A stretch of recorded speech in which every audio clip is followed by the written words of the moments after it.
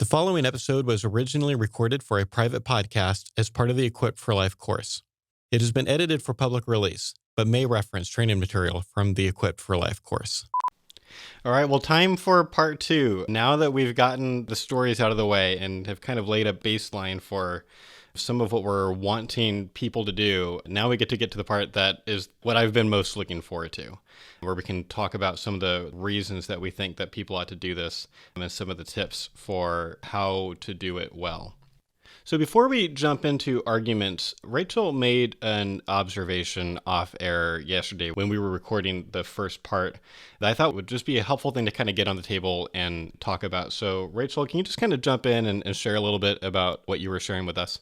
Sure. So I think that a large part of long-term apologetics is going to be coming from what sort of relationship you have with the other person. I mentioned especially if it's like a family member.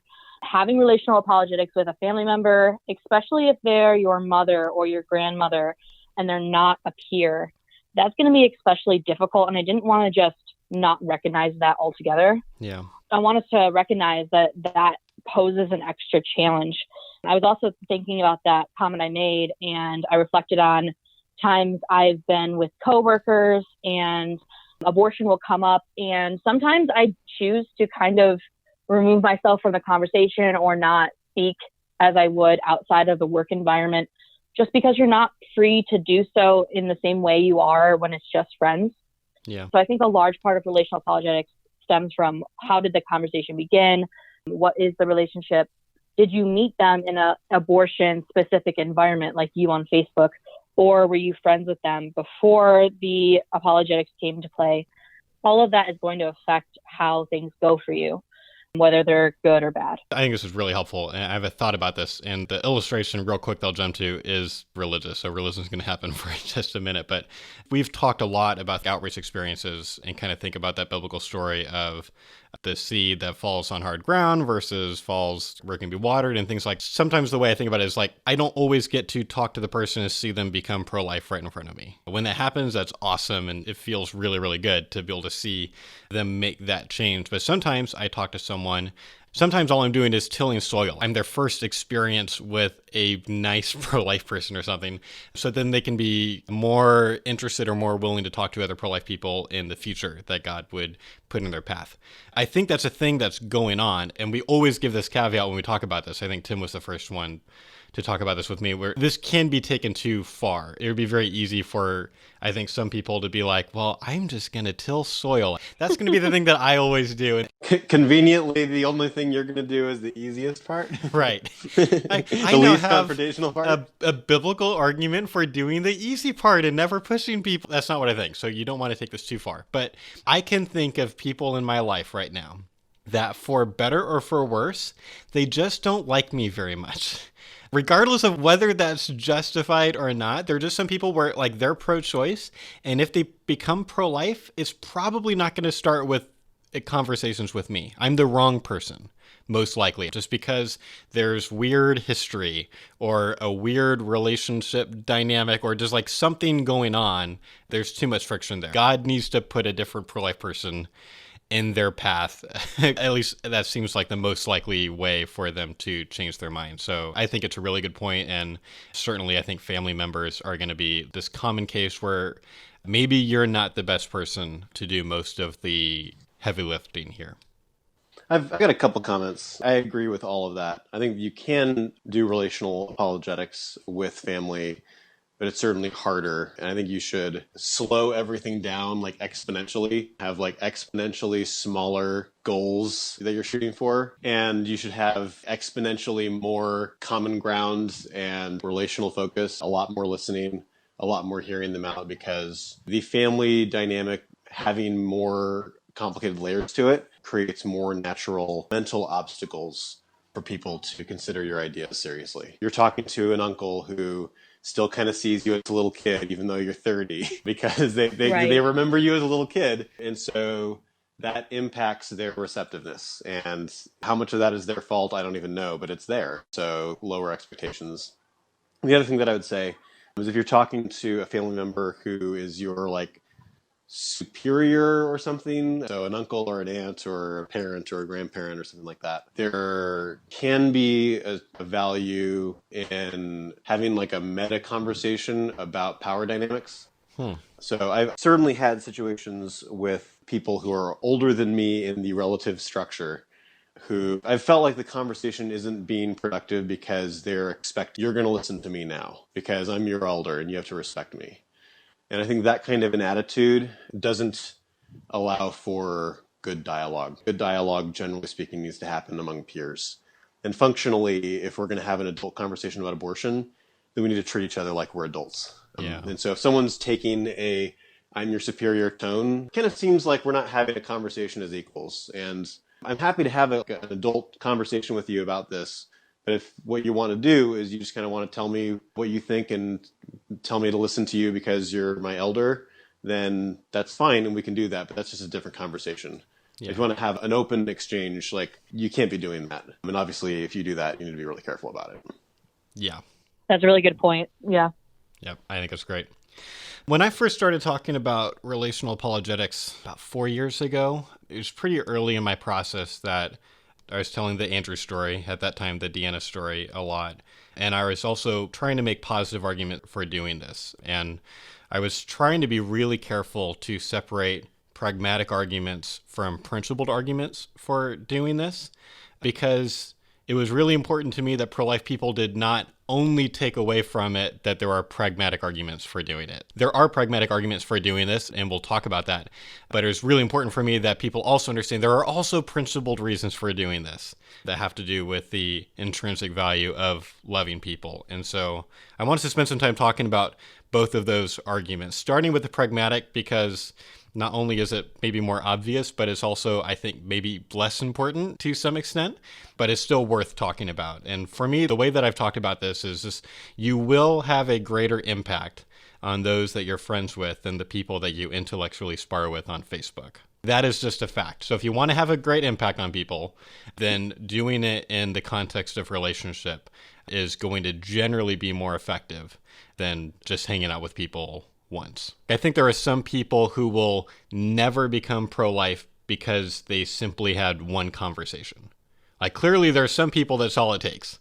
I think, Tim, you told a story about talking to someone at Winthrop University recently, and it's like all you had to do was trot out a toddler and be really nice. And that was all she needed. Like in theory, that was it. Almost 12 minutes flat. 12 minutes flat, pro-choice to pro-life. It was great. Almost any nice pro-life person who ended up in a conversation with her about abortion, like probably could have seen this conversion process happen. So that is exactly true. But from a results-oriented perspective, I can't look at that win and be like, I'm Mr. Awesome. So there are really low-hanging fruit like her out there. But then I think there are some people who they're going to need something more. They have a lot of pro-choice arguments or slogans or things that are in their head, or a lot of those personal things that are affecting them. I think a lot of times if someone, of course, has had a personal abortion experience, or they know someone who's had a personal abortion experience, that will affect them. There's all kinds of things that can affect why someone is pro-choice. And so for them, I think a lot of times it needs to be in the context of friendship because they need more than one conversation. They're not even going to be able to think of all the different objections they have to the pro-life position in one conversation. You would need more time. Basically, given that I think there are some people who need more than one conversation, I think it's important for there to be people who are willing to be that kind of pro-life advocate in their lives, who's willing to just like, hey, let's grab Starbucks once or twice a month and talk about issues like this and be able to set up that kind of a dynamic. Yeah, and I think there's multiple sides of that. There are people like Andrew and Ronnie, who you talked about in the last podcast, who like a necessary condition of them becoming pro-life is pro-life friendship. Yeah. But then there are also other people who maybe it's not that level in terms of how their mind works, or they absolutely need that. But still, like, you listen to people that you respect more. Yeah. The people that you respect are going to be the people whose opinions and whose arguments you're going to take the most seriously, especially when it comes to changing your mind about something really serious. And so it's true no matter what. They don't have to be an Andrew or a Ronnie for that point to matter. I have a friend named Jim Henderson who talks about relational evangelism a lot, and he's got this great quotation for what you just said to him. He said, when people like each other, the rules change. I love that. Love it. Love it. As I've been kind of keeping an eye out for other people talking about this issue, gathering quotations and things like that, there was one that stuck out to me, and it was something that Abby Johnson said. I think Abby Johnson's first book about coming out of the abortion industry is a really important one for people to read. I think she has a great attitude in it towards both pro-life and pro-choice people. It's interesting to kind of hear from the person who has not only been pro-choice, but was, working at Planned Parenthood and was very close to pro-life people, and there are a lot of reasons why. And then what changed for Abby? Abby, I think she posted it in a Facebook post one time, but what she said was, "I can't even tell you how sad it makes me when I hear pro-lifers call abortion supporters childish names. I'm continually grateful for the pro-lifers who continue to respect my dignity when I worked inside the abortion industry. They hated what I did, but they continued to love me. They never called me a death escort, murderer, or baby killer. They just called me Abby. They got to know me. They cared about me. And now look where I am today." I didn't even know death escort was a thing. Death escort is totally a thing. Terrible. I've heard that many, many times. Could it please not be a thing anymore? Yeah, we need to do a whole podcast on language. This keeps coming up. I keep on getting questions about language. I've talked about it before, but it's been a long time since we've had one cohesive place where we can talk about this. So we totally need to get into labels and how we ought to think about that. Yeah, sounds good. Yes, please. We'll have to make sure that Rachel's on for that one. I like talking about language. Yes. Another thing I wanted to say was when you are talking about intellectually sparring on Facebook, I go and I think about the comment section, and there are several things I want to say about that. Yeah. One, when you're doing a comment section and it's public, you're going to probably have other pro-life people jumping on bandwagons and running in different directions when you're trying to get through to an individual. Yep. And that's very frustrating. And you're also going to find trolls in the comment sections, not really open-minded people looking just to argue with you and name call.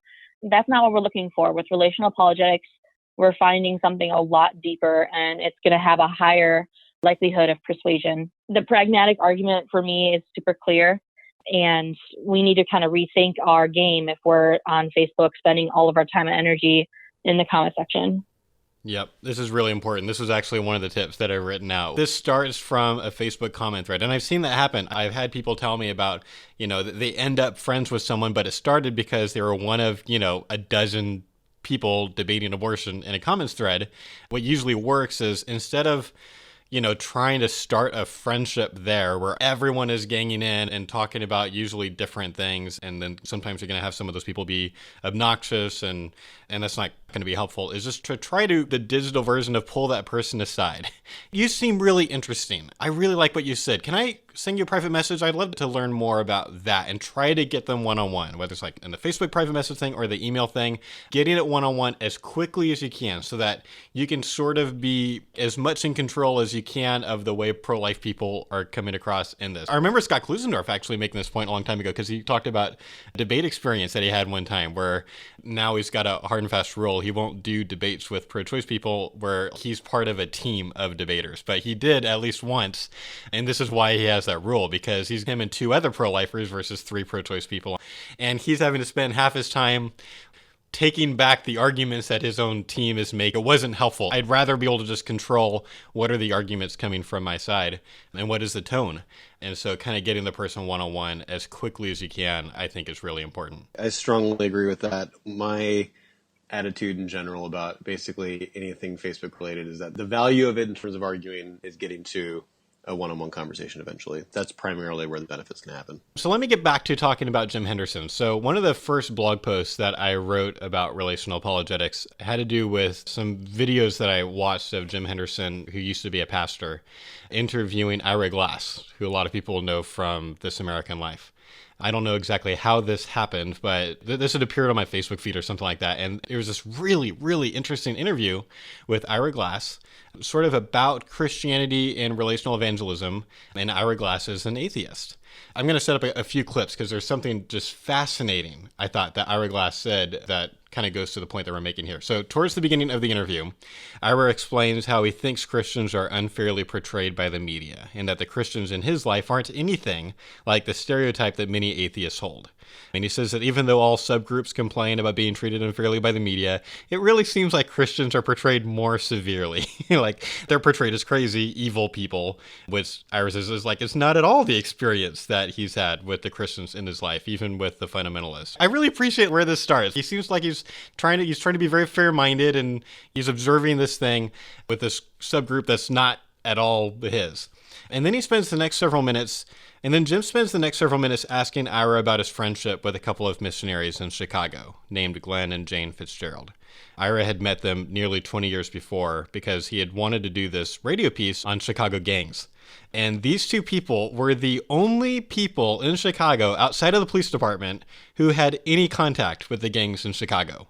Generally speaking, the parents and even teachers in Chicago had such a pessimistic view. Like, it was just basically expected. Yeah, everyone's going to spend at least a couple of years in a gang. This is like this phase they're going to go through. There's nothing we can do to stop it. No one's really trying to be preventative. But then there's these missionaries, and he's profiled all these kids who had been helped. And it was always like, if they had been helped, it wasn't because of parents or teachers, it's because of these two missionaries. And so he basically spent like 3 or 4 weeks spending a lot of time with these two young Christian missionaries because he's trying to understand gangs in Chicago and how it can be stopped and all of that. And so he was really impressed by them. And so I'm going to play this clip. It's about of him kind of talking affectionately about why he liked Glenn and Jane, as well as the story of when Glenn, quote unquote, made the pitch for Christianity. So there's a period of a month or two where I was spending a lot of time with Jane and Glenn, these missionaries, and I really got to know them. I really liked them. I felt a real affinity for them. I mean, I just liked them. Like, they were both super funny, no bullshit kind of people. You know, Glenn's from Texas and is a big sports fan, so we had nothing to talk about because I couldn't talk about sports with him. Or at least we had nothing to talk about when it came to sports. But I just enjoyed them. I felt like they were really interested in the kids, and I was really interested in the kids. And that's enough to like make a friendship out of, turns out. You know, were you anticipating them pitching you? I don't remember if I was. I remember, though, there was one night where we were driving out to a correctional facility, and it was just me and Glenn. And I was in his car, and he knew that we had like an hour and a half drive. And he told us it was nighttime, and I remember we were driving, and I think it was raining. And so the car has that feeling of like you're a little spaceship traveling in a totally dark world and rain coming down and windshield wipers beating. And he's like, yeah, I'm glad we had this time because I've been meaning to talk to you about this thing. He says, now, don't you think it's interesting? Don't you think there might be a reason why you are so interested in this subject and why we met you? And don't you think... How long ago was this incident? 20 years ago. Okay. All right. So you're in the car with Glenn. Yeah. And he's setting you up. Yeah. And it would be 18 years ago. And we would talk about religion quite a bit before that because I was interested in what message were they saying to the kids that got through. Right. Because they were getting through to a lot of kids. Right. They had a pretty good track record. And I was curious, like, what made them missionaries. Like, they were really interesting. They were like young. They were like a young couple that just invented this job for themselves out of nothing, out of a real sense of duty to others. And I liked them and respected them, and just, you know, so I talked to them a lot about religion, actually.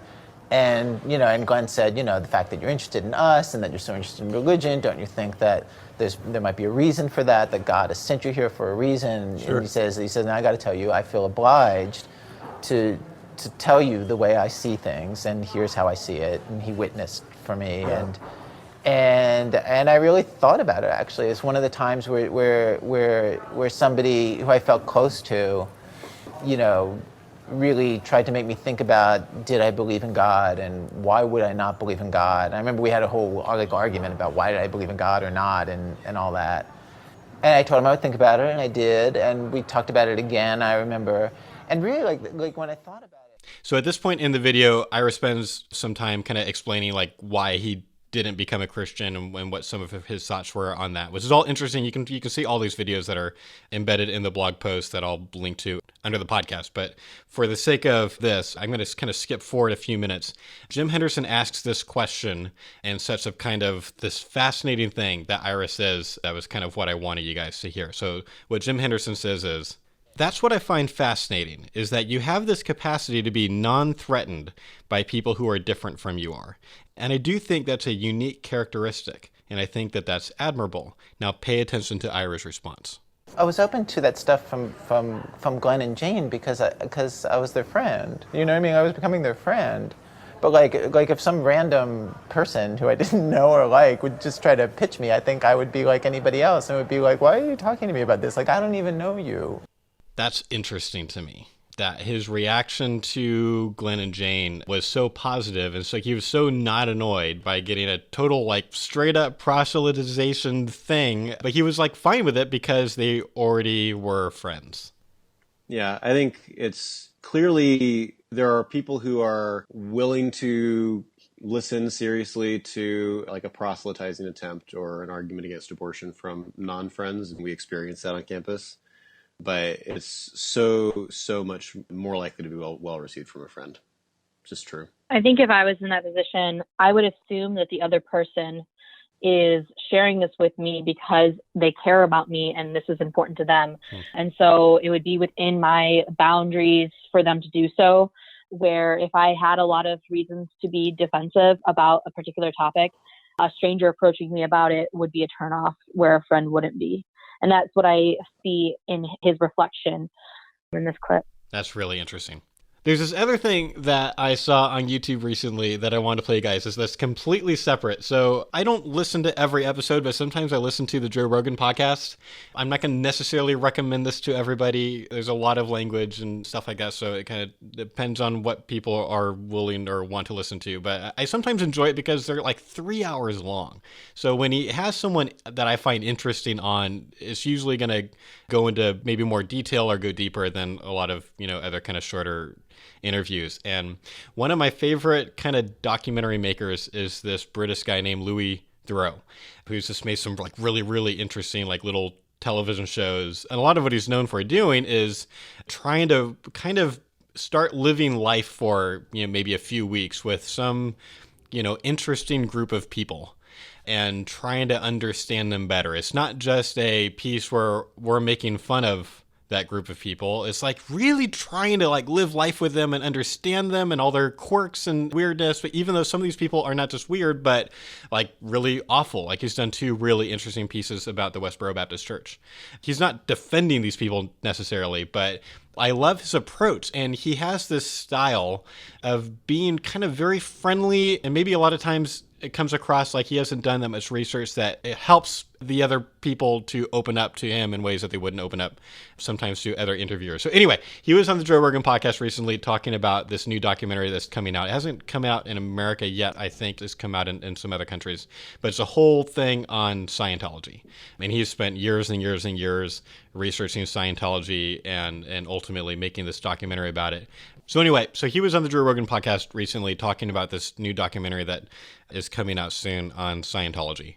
And there's kind of this whole interesting, crazy thing that's gone on in the media because of the way the Church of Scientology, or at least the so-called Church of Scientology, reacts to people critiquing them at all in public. And so you can watch the trailer online and get a sense of it, but it hasn't come out yet. But anyway, they're talking about this clip. And Joe makes this observation about the way Louis is, and Louis spends some time kind of talking about it, that I think makes kind of a different argument for why it's helpful to do relational apologetics this way. So I'll just play that clip now. I think what I'd like about your approach and what I like about what you're saying when it comes to Scientology is that you're not a mean person. You're not like mocking them and you don't want to shit on them.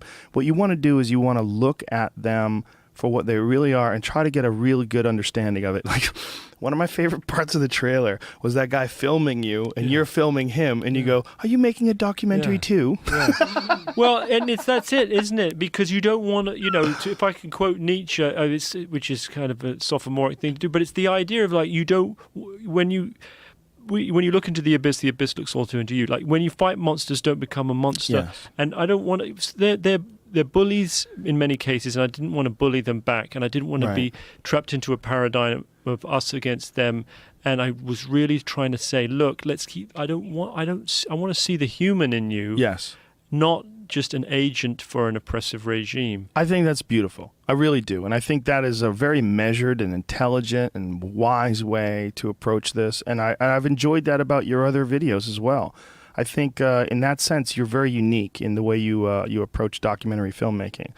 And I think the Scientologists, they're not our enemies. And the gentleman who left, who's the number 2 guy, what was his name again? Marty Rathbun. Look, he's a perfect example of that. You're talking about a guy who was in it for 2+ decades. Yeah. He left, and he's, sort of coming clean about all the stupid shit that he did when he was in there.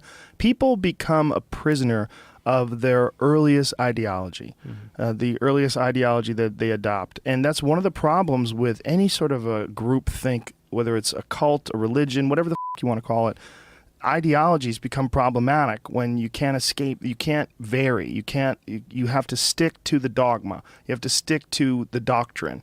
And that's not good for people. It's not healthy. It's not smart. Because I think the ability to communicate and open debate is why we've advanced to the point we're at in the first place. The suppressing of that is almost always someone who has a bad idea that they're trying to shelter. So when you see people that are chasing after someone because they're trying to communicate about something, like you, who's doing it super respectfully, when you see that, what you have is a bunch of people that are trying to defend a bad idea and defend it with aggression. That's exactly right. But if the more you kind of become a mirror image of whatever they're projecting, you reinforce them in their position as well. And yes. From doing other stories about extreme religious beliefs like the Westboro Baptist Church, I know from people who I met who were in the church when I made my documentary and then subsequently left that what short circuits their beliefs, what allows them to see something bigger than what they're in, is when you treat them with kindness, yes. and instead of shouting back at them or hurling abuse back, which just reinforces their view of you as an enemy of God or suppressive or however they characterize it. If you actually behave decently and attempt to robustly present your position, but in a respectful way, and with a kind of coming from a place of caring and empathy, as opposed to sort of censorious or hostile attitude, that actually can be much more effective. Absolutely. As well as being humane. Kudos to you, sir. Oh, thanks. So part of it is he's legitimately a nice guy, like he really is. But part of it is he knows this will tend to be more effective when dealing with difficult groups like Scientologists. There's this thing that I've said before that, like, we shouldn't give people a legitimate excuse to dismiss us. There's some people that are going to dismiss us, but we should try to make it so that it's a completely illegitimate dismissal that, like, they're completely culpable for, as opposed to, yeah, well, I kind of screwed that up, so it kind of makes sense a little bit that they dismiss us. Like, make it completely on them, that they were the ones being intellectually, like, lazy or dishonest for dismissing you. I think that's really well said, Josh. I think people are, when it comes to a deeply held belief, they are so strongly naturally resistant to changing their minds on that they're looking for an excuse to not have to listen to you. This is one of the reasons why people will jump on if you say one wrong or offensive thing. They'll jump away, pruning away all of those easy excuses without being like wimpy or like lame on the truth. Makes it so they can't dismiss us as easily. It's really, really important. Those are several things that kind of fall under the pragmatic arguments for me. Obviously, you will have a greater impact on people that you're friends with. But again, it's always been important to me. In fact, I'm not sure that I've ever done a relational apologetics talk where I haven't made sure that I could spend some time talking about the principled argument, because it would be really easy, I think, for some pro-life people to hear me tell the Andrew/Deanna story and or make a pragmatic argument and kind of be like, oh, yeah, this is like this new effective tool that I can put in my toolbox and, I can change more minds this way. And yes, that's true. I think this is a really effective way to change minds, but it's really, really important to me that people understand that there's also a principled argument here too, which is that it is a good in and of itself to love people. My dear friend Gary Molander once said, nothing I do today matters if love isn't involved somewhere, somehow. once again, this goes back to like, what is our ethos as an organization? We care more about the people that we create or the people that we train and the kind of person that they are versus the kind of arguments that they make. I want us to become known for our love. This is something that I remember when Tim and I had gotten together in that tiny little conference room where we eventually dreamed up ERI. Like that was the observation that I'm pretty sure Tim was the one to have made, that like the pro-life movement is not known for its love.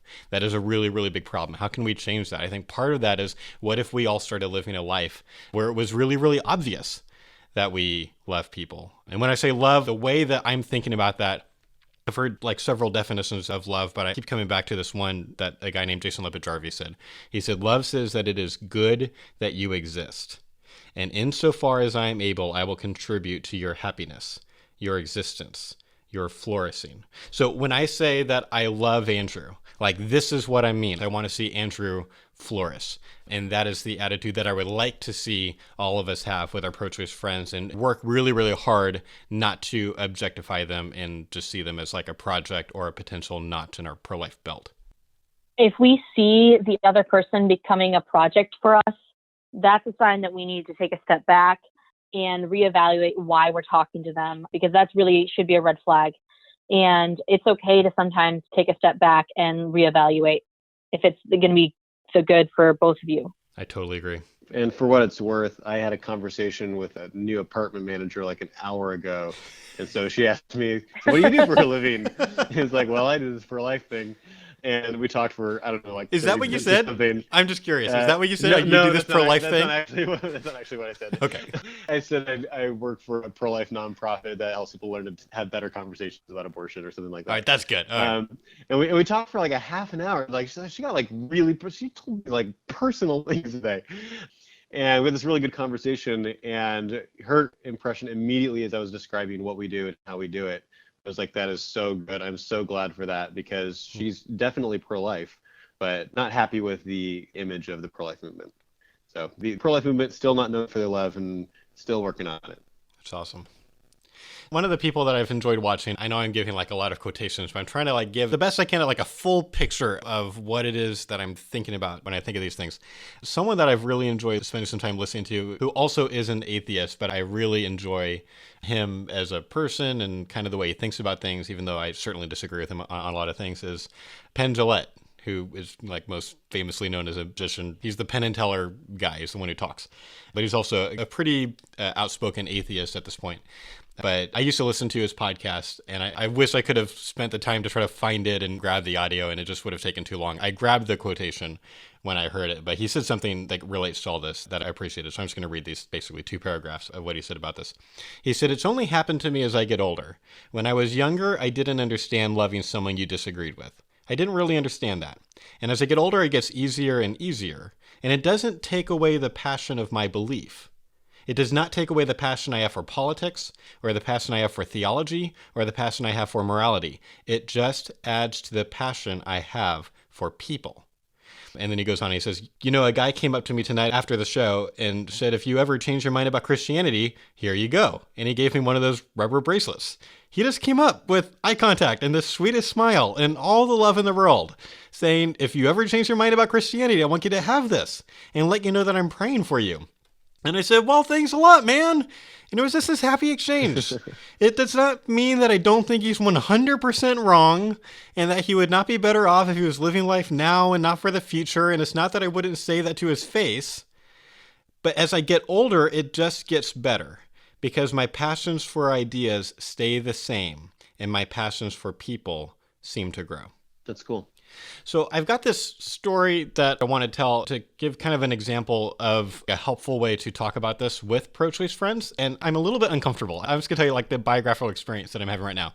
And I had this a lot yesterday when we were recording the 2 hours or so of stories of, I am particularly worried of these podcasts coming across like we are trying to like virtue signal and be like, hey, look how awesome and loving we are. And if only all you people were like us, and like that would be great, which is like really not my intention. It's not how I want us to come across.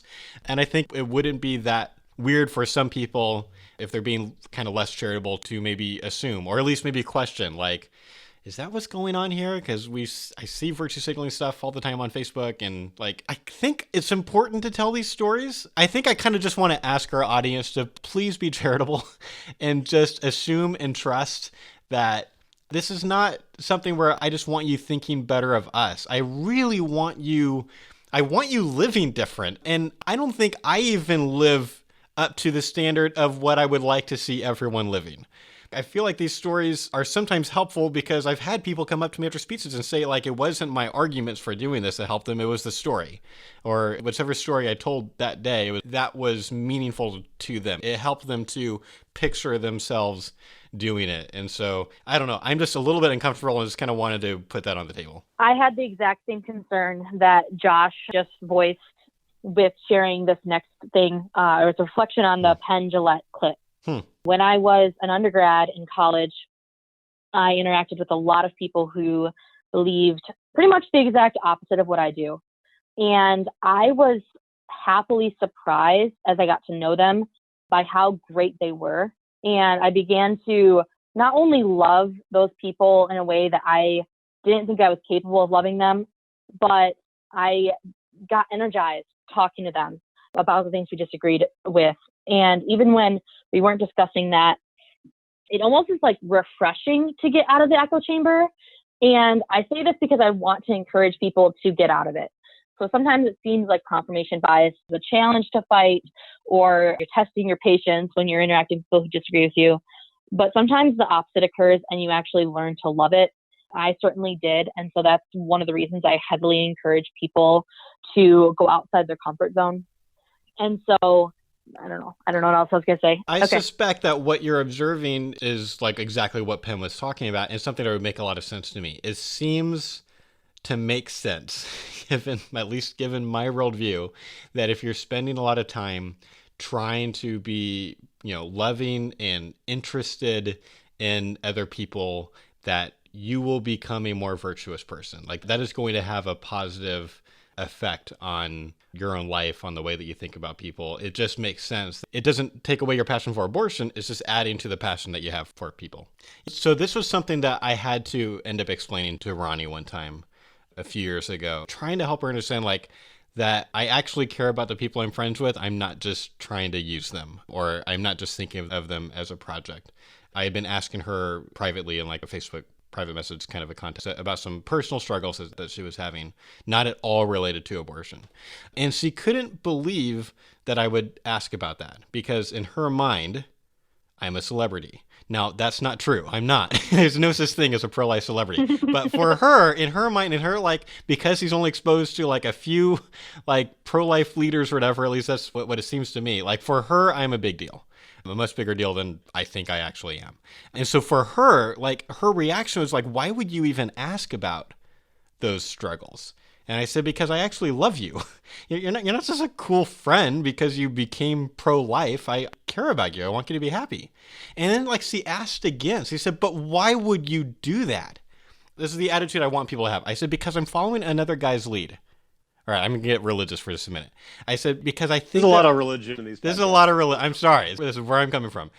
I said, because I'm following another guy's lead. Because I think that when Jesus nailed my sins to the cross, I was more different from him than Andrew was from me when Andrew identified as a pro-choice atheist lesbian in Canada. Like, that's the attitude here.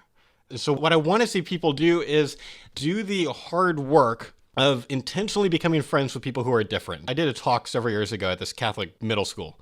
I did kind of like basic either dialogue tips or pro-life apologetics or both or something. But there's kind of like, I was thinking a lot about the relational apologetics thing. And so I kind of went into this impromptu rant at the end of it. I basically said, this is your mission if you choose to accept it, and you should accept it. This week, I want you to find someone in your grade that you've never hung out with or spoken to because they're not as cool as you.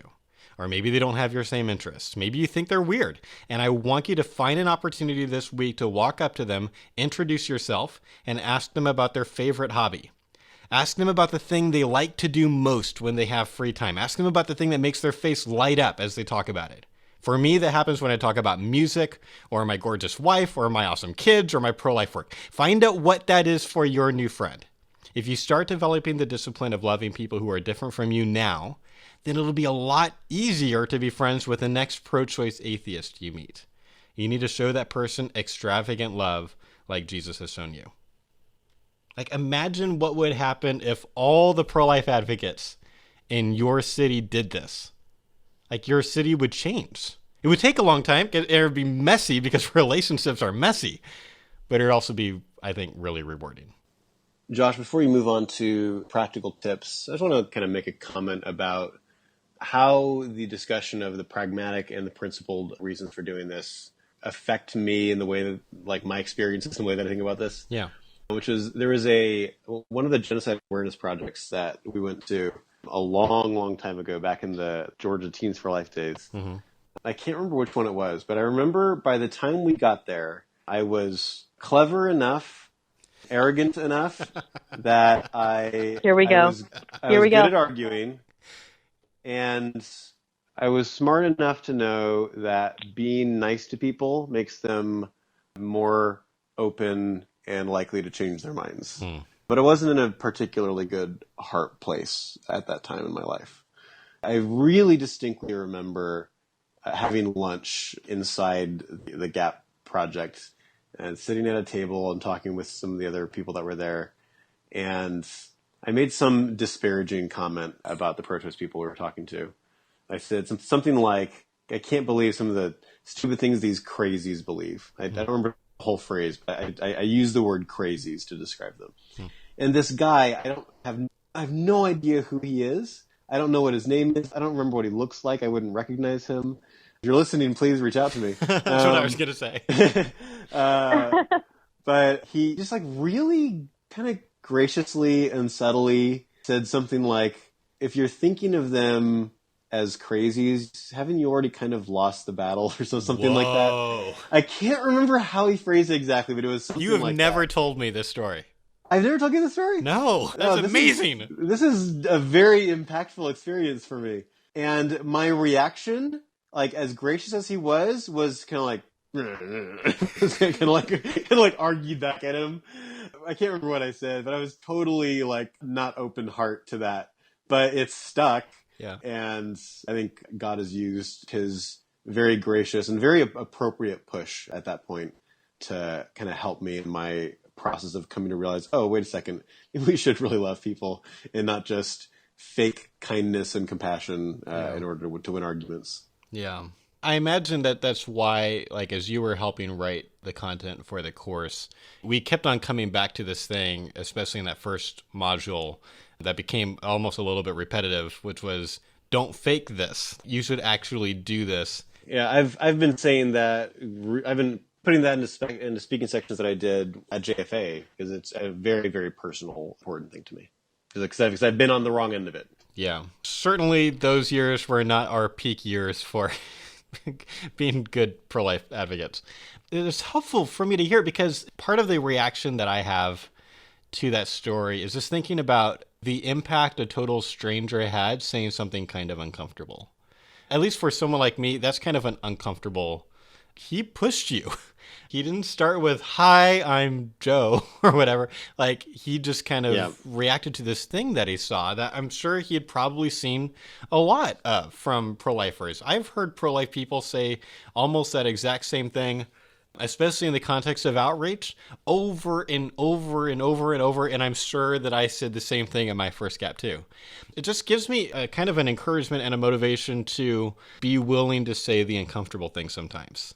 It's easy for me to sit in this empty podcast studio and talk kind of freely about, here's what I want people to do and not do, and sort of, get on my soapbox a little bit. But it's a lot harder when the person's right there. It's very easy for me to kind of like, I just don't think there's anything I can say right now that's actually going to make a difference. He doesn't even know me. He doesn't respect me. Like, whatever, we'll just kind of move on. And this makes me want to be bolder and just try.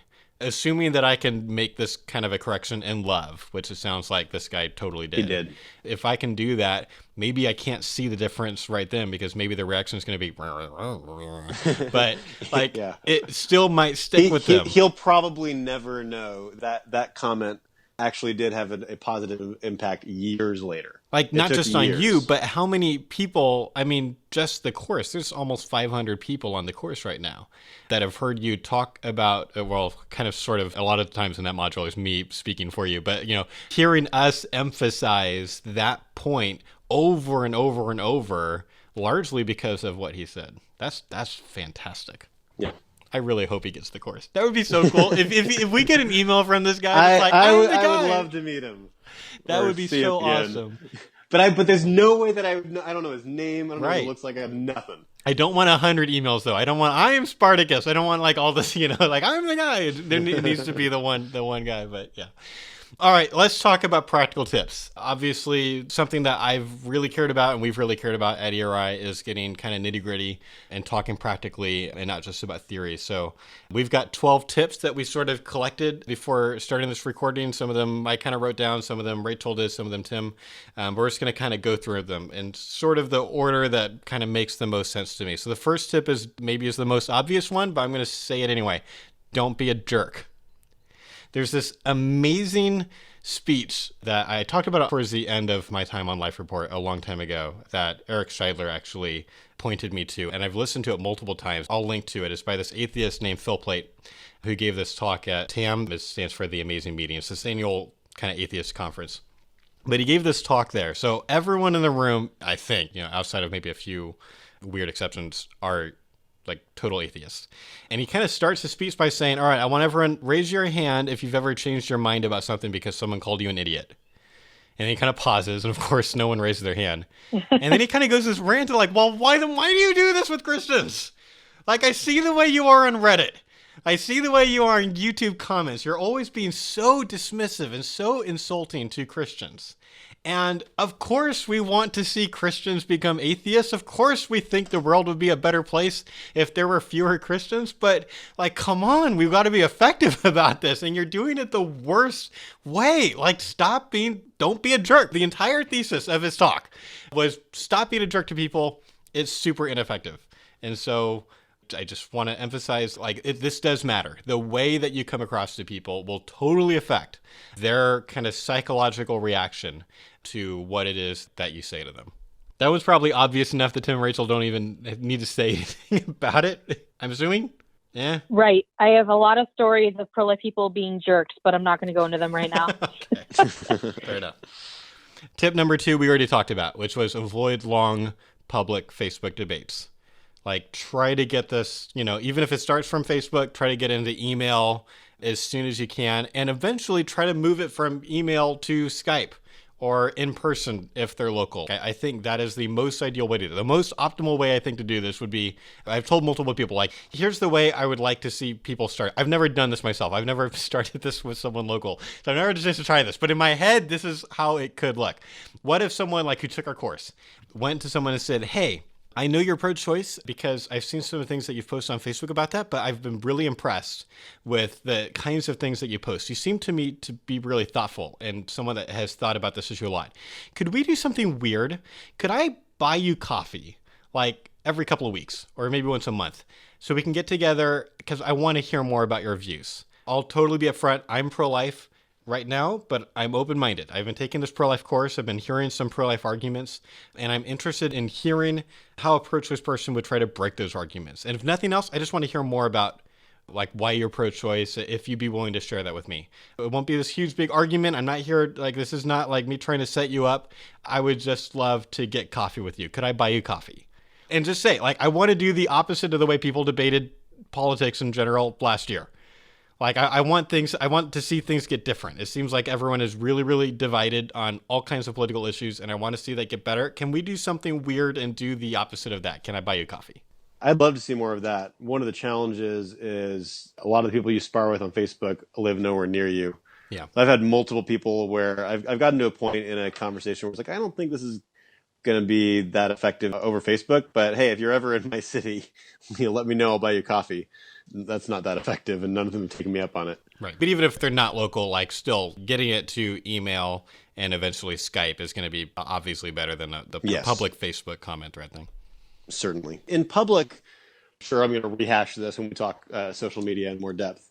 Public conversation, people's walls are up because they're thinking about not their ideas, but how are they coming across? Right. Like Facebook is designed to make you conscious of your own image and how you're coming across people. Yep. And so in the environment where other people can see your argument, they're way less likely to change their minds than if it's one-on-one and they don't have ego at stake.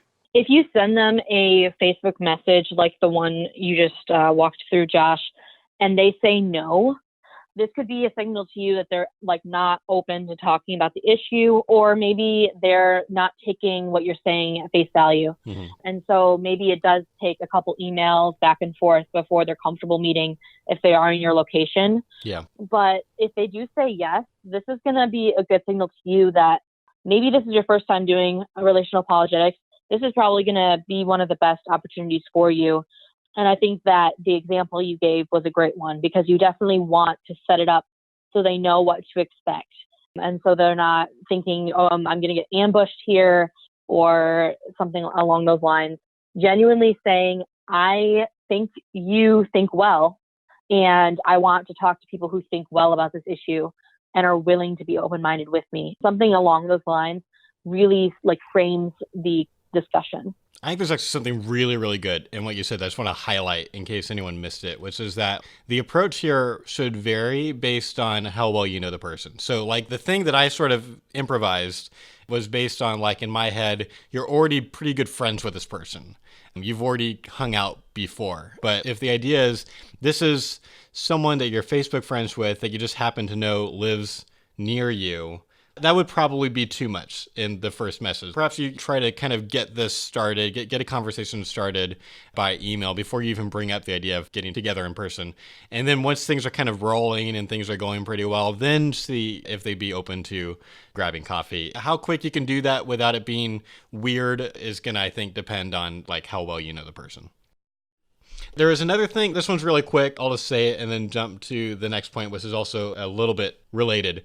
But there is this amazing quotation in a TED Talk that I watched one time. And so the tip here is don't think of this as a war. And the reason for that is there's this guy named Daniel Cohen who spoke at TED about this. And I'll never forget this. He said, if argument equals war, then learning equals losing. And you don't want that. It should be set up in a way where whenever learning happens, regardless of what side it happens on, like that's a win.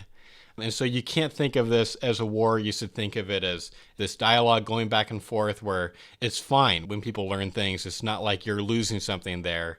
Learning is winning, basically. Which is kind of related to tip 4 on here, which is not only be open-minded, but be obviously open-minded.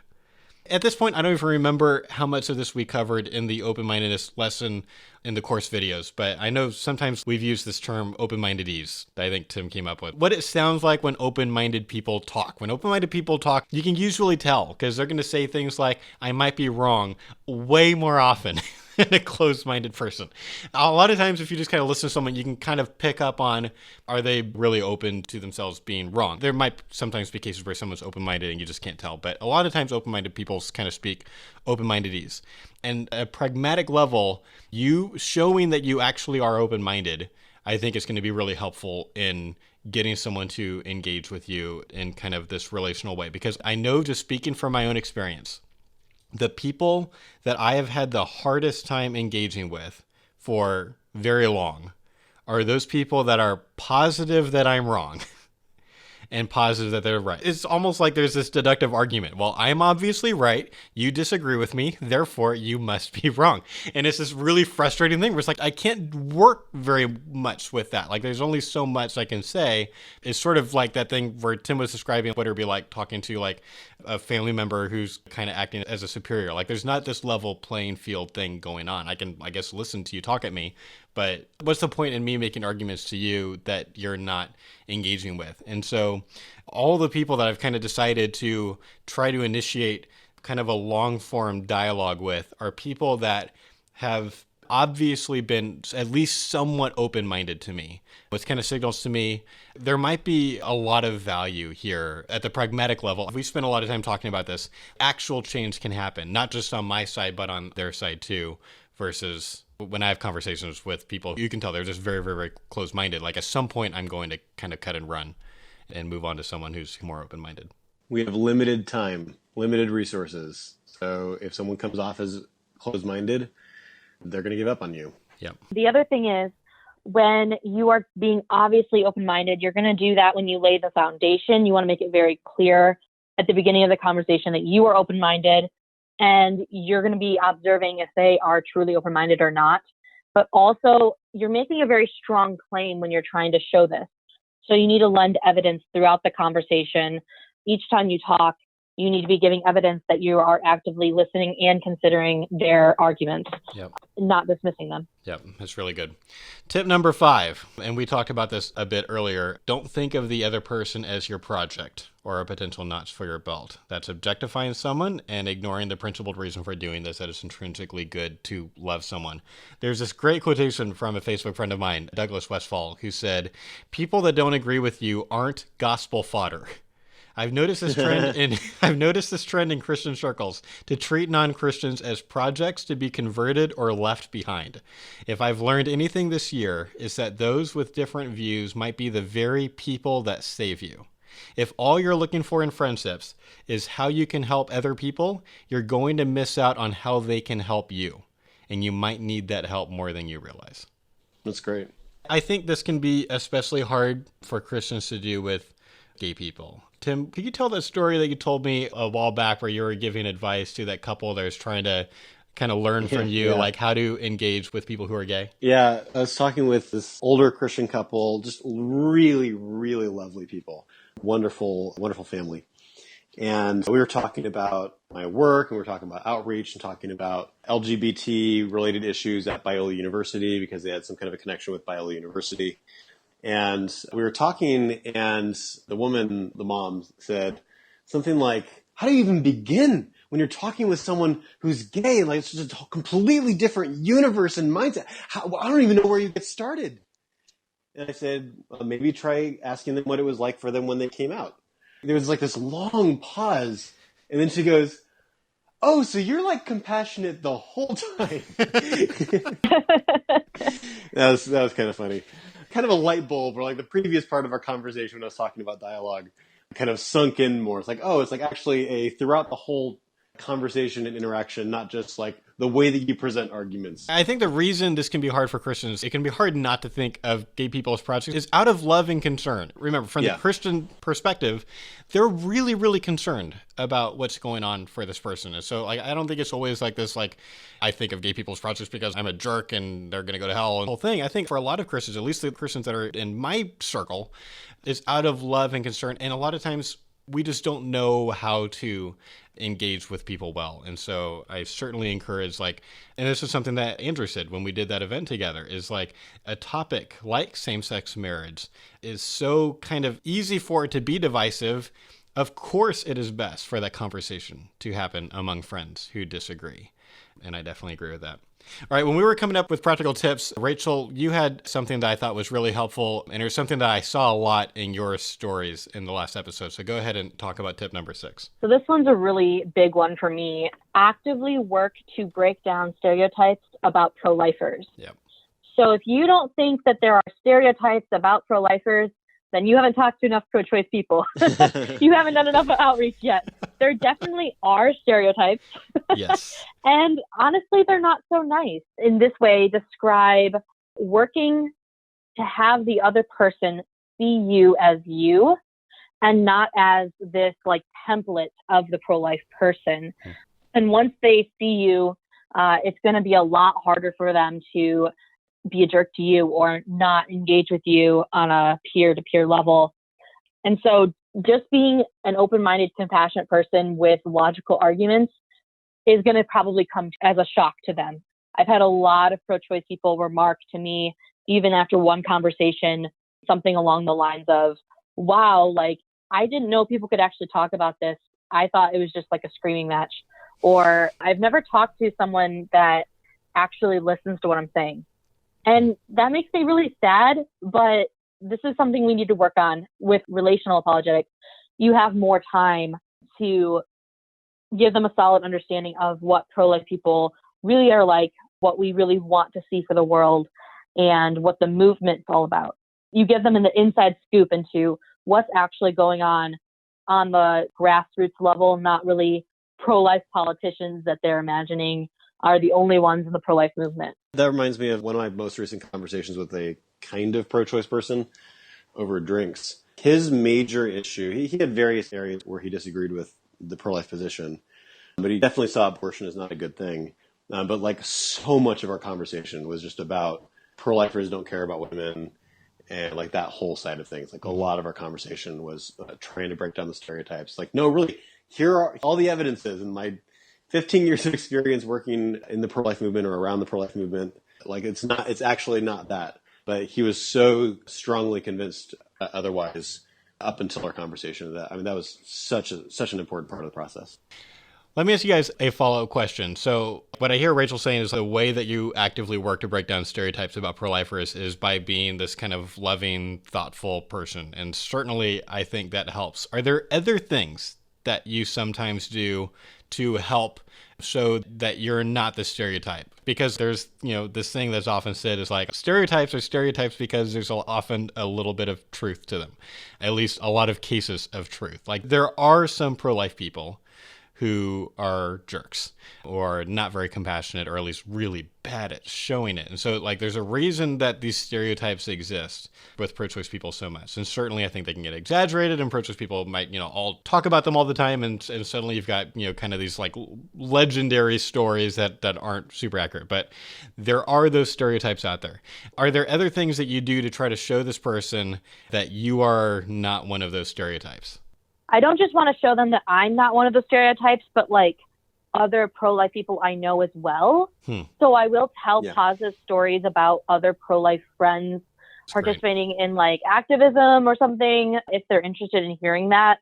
And it's not like I'm purposely doing it for breaking down like a stereotype, but I think it helps. I'm in my mind right now recalling a story of like me and Amanda. We were talking, this is from the other podcast.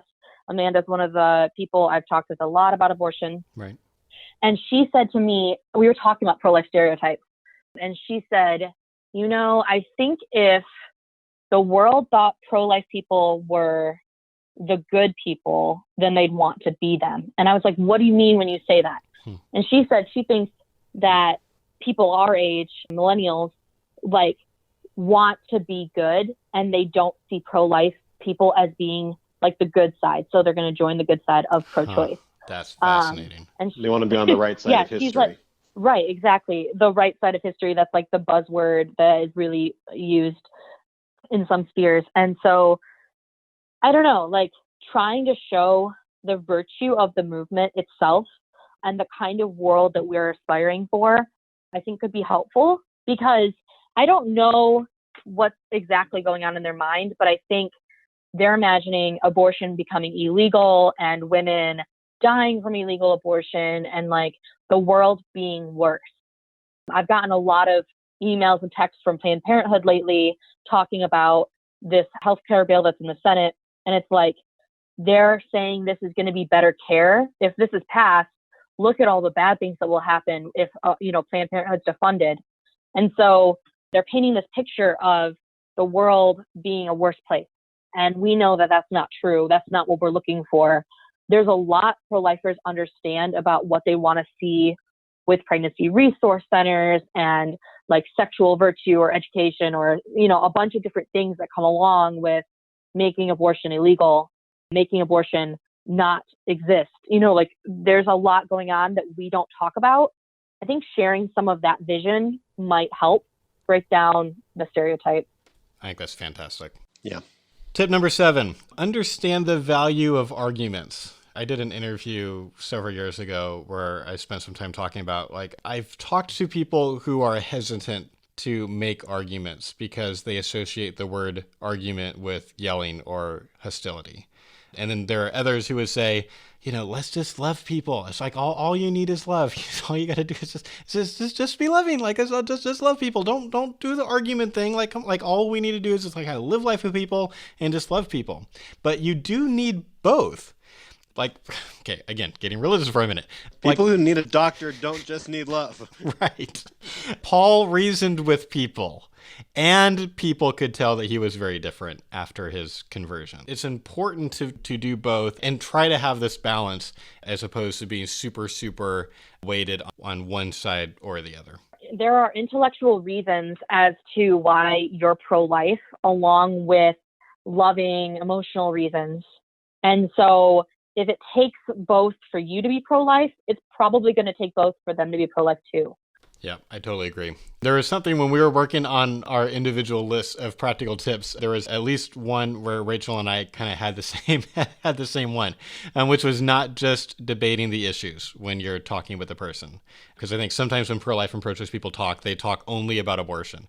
And that forgets that people are complicated, multifaceted creatures. And if you forget that, it can kind of ruin your chance to form a meaningful friendship with someone. So, Rachel, you were thinking a lot about this. Jump in. Very few people are going to want to talk about abortion all the time. And if you're seeing this friend a lot or you're frequently emailing, the probability of them being refreshed by another topic is very high. So you want to not always be jumping right into the abortion issue. You could even do like a little tangent sidetrack and like debate something else for a little bit, just to like, make things a little bit more fun, I guess. You don't want to get them super bored or, again, think that they're like a project to you, because if you're only in it for the topic of abortion, it comes off as if you're trying to get them to be a notch in your belt, you're trying to win a victory or something. And so I'd say part of loving them is going to be talking with them holistically and not just about abortion. Did you have something else you were thinking of, though, Josh, when you had listed this? This happened, for me, I was thinking a lot about, and I know we talked in the last episode about how in that private Facebook group we had the Freeform Fridays rule and just how much that helped. And you had people sharing really personal things. You had people sharing about, the boyfriend or girlfriend that they were getting ready to break up with. You had people sharing about abuse in some cases and divorce and miscarriage and just getting very, very personal into each other's lives. Everyone trying to do that. Like, I was intentional about sharing some personal things just so that it wasn't like, well, I'll observe all of you sharing personal things. It was important for all of us to sort of be this group of people willing to learn more about each other and get a little bit personal, just because the abortion topic itself is so personal, especially for the people who are post-abortive in that group. There was this pro-choice person named Susan Hackett that I had this kind of relatively brief dialogue with on Twitter about abortion. I don't do Twitter debates very much just because I've tried it a few times and it's just like really difficult. The character limit is awful. So I don't do it very often. I don't remember exactly how it got started, but I did have this kind of back and forth with this woman named Susan, and she was very kind and thoughtful and went, well, we were kind of talking about, we kind of had this meta discussion afterwards. And one of the things that she said was, I like talking to thoughtful pro-life people, probably because I find lovely people once we can just talk to rather than at each other.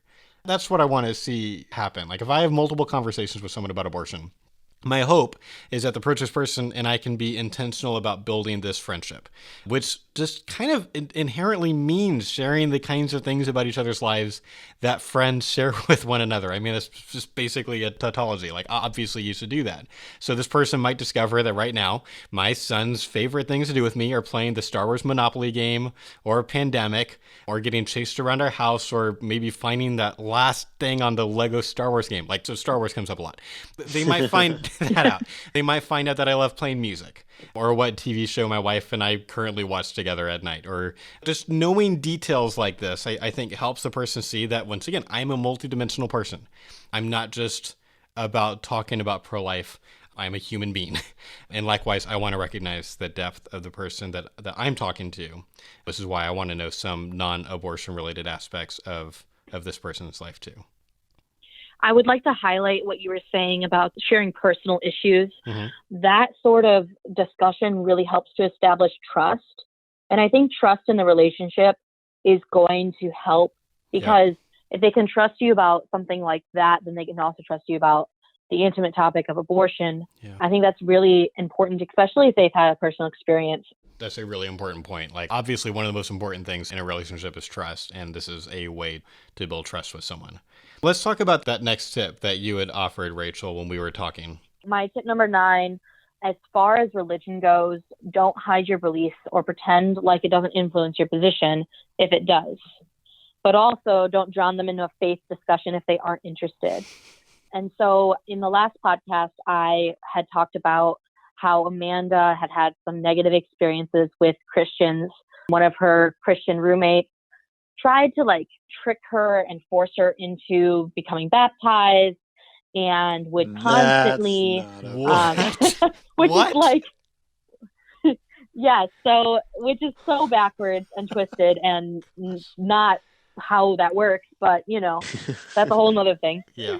But, yeah. Wow. But you know, this roommate and the roommate's friends would also like try to have interventions with her about her lifestyle and her belief system, and very much literally shoved their religion down her throat. Yeah. And so I've seen it leave like scars of damage in the way that she thinks about Christianity specifically, but also ideas about God and organized religion and belief systems. And so I want to stress that I think that, you know, if you are Christian, completely pretending like that's not important to you would be, you know, insincere and definitely blowing up in your faith, backfiring. And we don't want to do that. We want to be truthful with the other person.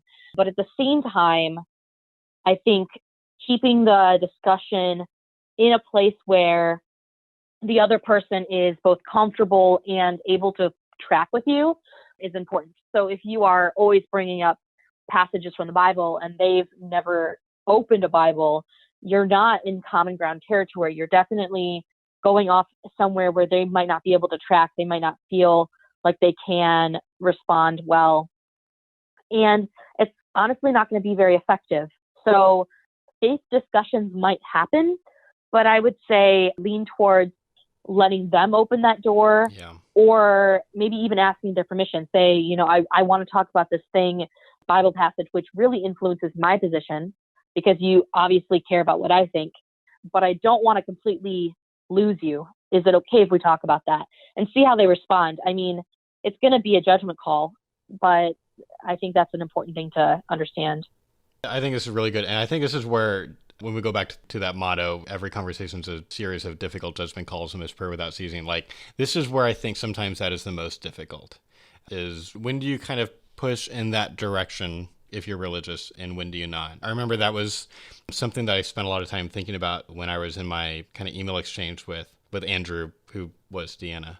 There was this time where when Andrew's grandmother died, I got this, you know, email kind of said, you know, here's this thing that happened. And this was kind of pretty quickly after we had started Skyping. So I said, let's Skype today. I remember driving to the office where I could kind of sit in the Life Report studio and it'd be kind of quiet and private and well set up for just having a Skype call. And I remember having this process as I was driving, like, what should I do? There's kind of a really natural segue to religion here. And it had been a while that we had been talking and we hadn't really gotten to religion yet. So I made the decision to just grieve with Andrew and see if Andrew would bring up religion. And when I didn't, when we spent a lot of time just grieving together, Andrew did bring it up. But Andrew told me later, like, it was really, really helpful that Andrew was the one that brought it up and not me. Like, Andrew was waiting for me to really quickly turn this into a, you know, this would be a lot more comforting for you if you believe in Jesus, like, kind of a thing. And like was totally expecting that. And when I didn't, Andrew felt safe to, now Andrew wanted to have that conversation. And then we had a wonderful discussion about Christianity and like why I'm Christian. And you know, we found this great common ground on this idea of like most important to both of us that we believe true things, not comfortable things. So I'm not a Christian because this is the most comfortable view. And I would not be a Christian if I thought it was not true, even if, you know, certainly the Christian worldview is more comfortable than the atheist worldview. And we both kind of had that common ground. Andrew's brought up that story several times since. It turns out the decision that I ended up making was the one that Andrew did need from me that day. But there are going to be other times where that's not, where the right thing is to kind of push forward and initiate that discussion. And so once again, just serious, really difficult judgment calls. And you should base that not only on prayer, but also on what is it that you know about this person, and just doing your best to make the best decision based on all the different things you know and being wise. And that's really difficult. Let's talk about tip 10. This is something that has been, I think, really helpful to me after I read it. Here's something that I read from a friend of mine named Jonathan Fincher, who wrote, "Allow the person to remain unconvinced." So, like, some people change their mind very slowly. Not everyone. Again, we've seen people change their mind right in front of us, but some people change their mind very, very slowly.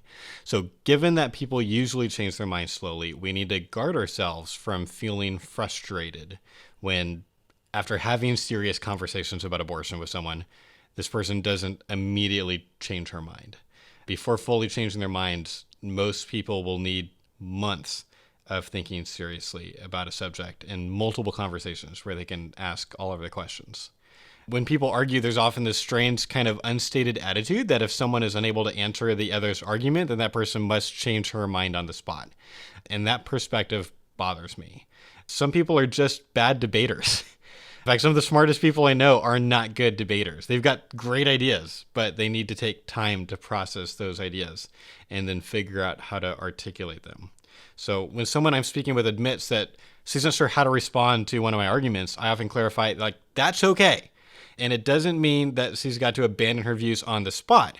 And this may seem like I'm losing opportunity, but I'm actually strengthening it. This shows that I'm not just trying to out-debate people and make her more at ease and able to just admit she doesn't know something. It also puts me in a very reasonable position to appropriately challenge her to reconsider her views.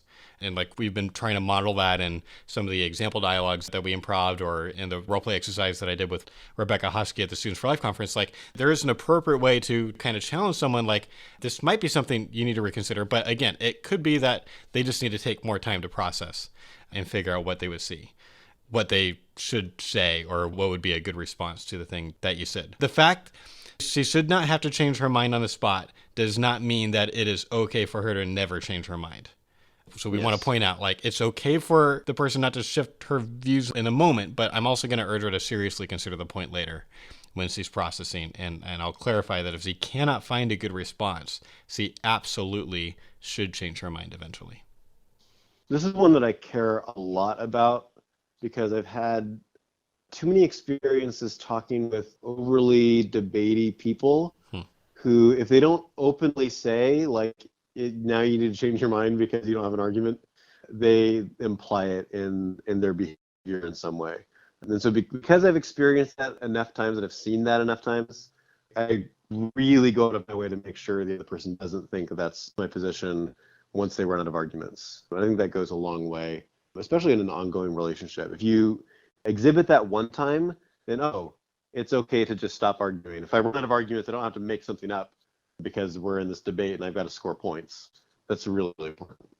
I definitely agree with this point. I think it's very important to understand that sometimes when you're talking to people, especially if they haven't thought about this a lot, they need time to think and they need time to process your arguments.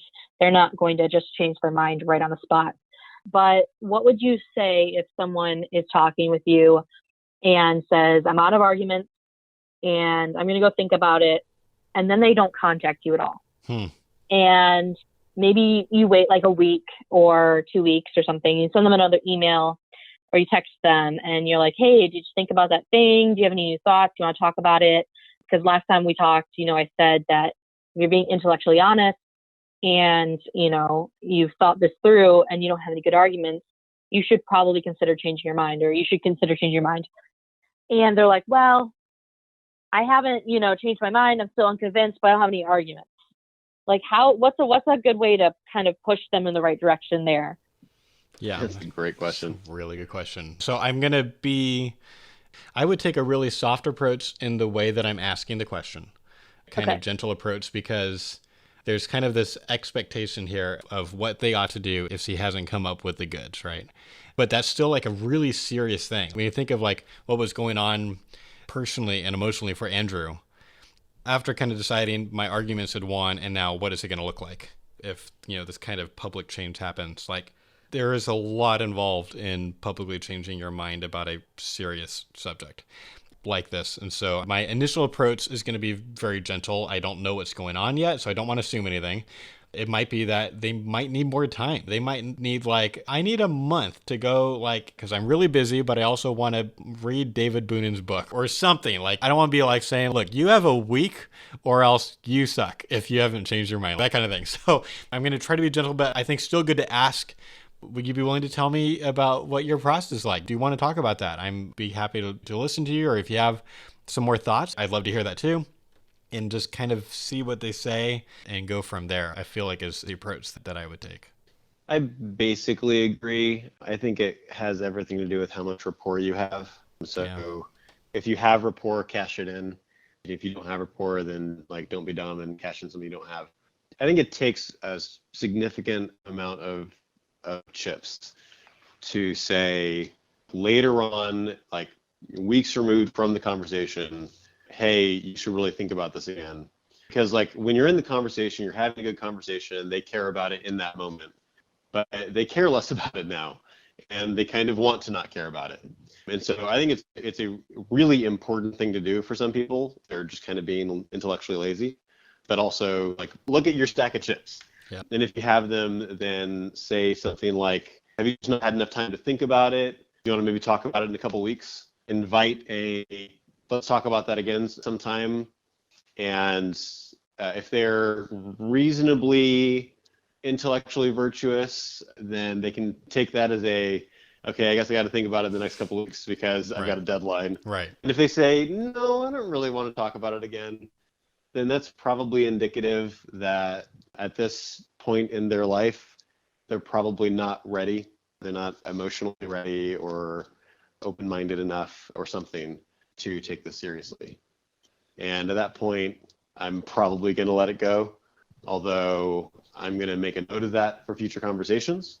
If we're talking about another issue and they get me into a position where I've run out of arguments and now the shoe's on the other foot, I might try to use that as an opportunity to remind them, you're right, I need to think about this, and I don't want to forget about it from now on because I don't think that would be intellectually virtuous.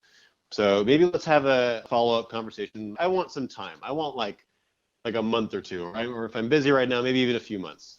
But let's say end of the summer or whatever. Yeah. Let's get together and let's have a follow-up about these two major issues.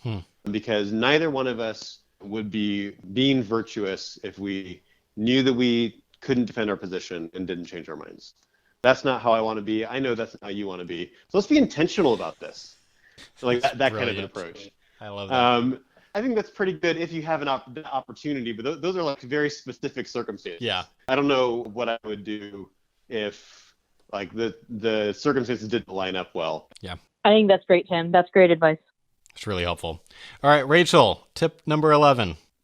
Tip number 11 is that it is okay to follow cues and make educated guesses to factor into how you make arguments, but don't treat even a well-educated guess as a hard fact. And I can think of some examples from my conversations with Amanda, but none of them I would feel comfortable making public. They're kind of personal things. Mm-hmm. And so I want to give an example that we may experience as pro-lifers. When we're talking to a pro-choice friend, they might make an assumption that because we're pro-life, we voted for or supported Trump or something like that. And even if we did, that's just something that we've seen in the pro-life movement a lot of our friends split on. And so this would be something that, even though it followed the cue, it would be an assumption that if treated as a hard fact by them, could come off as offensive to some people, and maybe that they're putting words in your mouth or something. And you wouldn't want that done to you. So we want to be careful in following themes and things when we know something that they think or feel about one issue. It may not apply to everything, as if we were going to put them in a box. Yeah. I think that's really helpful. We're running out of time. So Rachel, go ahead and jump to tip 12, which was another one that you had offered when we were making our list. Okay, so this tip might be more helpful to people who do regular pro-life work or are involved with activism with Students for Life group or something. Mm-hmm. if you've talked with another person extensively, and I would maybe categorize that as like more than 10 hours or whatever you feel, give them the inside scoop into your pro-life work. For example, saying something like, hey, I was talking to a pro-choice person at an outreach on campus last week, and they brought up this thing, whatever it is, and I didn't know what to say at the time. How would you respond to that if you were me? What do you think they were thinking when they said that? And so by doing this, you are like benefiting by, working through the philosophical puzzles, but you're also like bringing them into it. And I think that this will definitely help it seem more like you guys are working to discover truth together, and so if they feel like they're getting the inside scoop, they already feel like that they're on your side. You could do this with things that you've been reading, even if you aren't doing a lot of activism work, like, hey, I was reading this blog and this pro-choice author said this.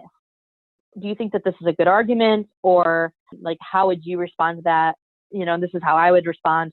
And bringing in other things, other ideas, I think can help both have them have an encounter with ideas they would come across in the future when you're not talking with them.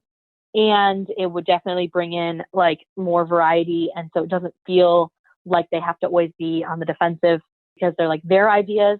They don't have to subscribe to the ideas being discussed per se. They can just interact with them with you. This is so helpful because this is an amazing answer to the question that I get a lot, which is how do I start these conversations when I'm not doing an outreach? Like if you do kind of active pro-life work, like Rachel just modeled multiple ways to do that in super not weird ways to initiate this conversation. So maybe you just need to be active in a Students for Life group or something like that, because then you're going to have really great opportunities for doing that. Yeah, exactly. A quick addendum. Don't air dirty laundry, or talk about infighting or that kind of thing. Can you expand on that a little bit, Tim? If the thing that's most on your mind in your pro-life work is, let's say, a couple of pro-life groups that don't get along for one reason or another, I'd say don't emphasize that. Infighting gives off pretty negative vibe, and I don't think that really helps the situation. I don't think it's the kind of thing where we should pretend everything is totally hunky-dory. I'm not saying lie to people about the state of pro-life movement. There is plenty of disagreement and fighting, and some of it's pretty frustrating. But we don't have to emphasize that. Sure. In the same way that if I'm sharing the gospel to someone, I'm not going to emphasize the free will determinism debate at that point in the conversation. That's not a helpful thing at that point in the conversation. But if they ask me about it, I'm not going to lie to them. Sure. Kind of the same deal there. All right. So the 12 practical tips are: don't be a jerk, avoid the long public Facebook debates, get them into email or Skype or person. Don't think of it as a war. Be obviously open-minded. Don't think of the other person as your project or a potential notch for your belt. Actively work to break down stereotypes about pro-lifers. Understand the value of arguments. Don't just debate the issues. As far as religion goes, don't hide your beliefs or pretend like it doesn't influence your position if it does, but also don't drown them in a faith discussion if they aren't interested. Allow the person to remain unconvinced. It's okay to follow cues and make educated guesses to factor into how you make arguments, but don't treat even a well-educated guess as a hard fact. And if you do pro-life work, if you've talked with them extensively, give them the inside scoop into your pro-life work. To close this whole thing out, Tim, I want you to share the 1 Corinthians 13 piece that you wrote several years ago. This had a big impact on me, and I just think it would be it's the best thing that we could do to kind of close out this discussion. Sure. So a number of years ago, before we started ERI, I was pondering my frustrations with pro-life people not being known by their love and some of my own personal foibles, and thinking about 1 Corinthians 13. And I kind of rewrote scripture in a hopefully not sacrilegious way. So just to be very, very clear, I hope people are charitable enough to assume that I don't think that I'm inspired by the Holy Spirit to rewrite the writings of the Apostle Paul. Think of this as just poetry. If I speak with the conviction of a great apologist, but have not love, I am a noisy gong or a clanging cymbal. And if I have great powers of perception and understand all science and philosophy, if I have all faith so as to inspire a congregation, but have not love, I am nothing. If I give away all excess income to pregnancy care centers and take in unwed mothers, And if I deliver up my reputation for the cause of saving unborn babies, but have not love, I gain nothing. Love is patient. It listens and seeks to understand rather than merely waiting for the chance to respond. Love is kind. It treats everyone as a valuable human being made in the image of God, not just embryos, fetuses, and those who agree with us. Love does not envy or boast. It gives all glory to God and does not seek to be honored by men. Love is not arrogant. It remembers how many times it has made mistakes in reasoning. Love is not rude. It does not dehumanize people by calling them faggots, homos, or fairies. Love does not insist on its own way. It does not need to have the last word in a debate. Love is not irritable. It is slow to anger and quick to forgive. Love is not resentful. It does not dwell on the failures of those around us. Love does not rejoice at wrongdoing. It is not excited when those who oppose us are caught in sin. Love rejoices with the truth. It does not distort the facts or misconstrue another's arguments. Love bears all things. It does not need to be defensive when insulted. Love believes all things. It does not assume that people have evil intentions just because they disagree. Love hopes all things. It is not cynical, but remembers that God is good and he is in control. Love endures all things. It does not give up on the unborn, no matter how discouraged we feel.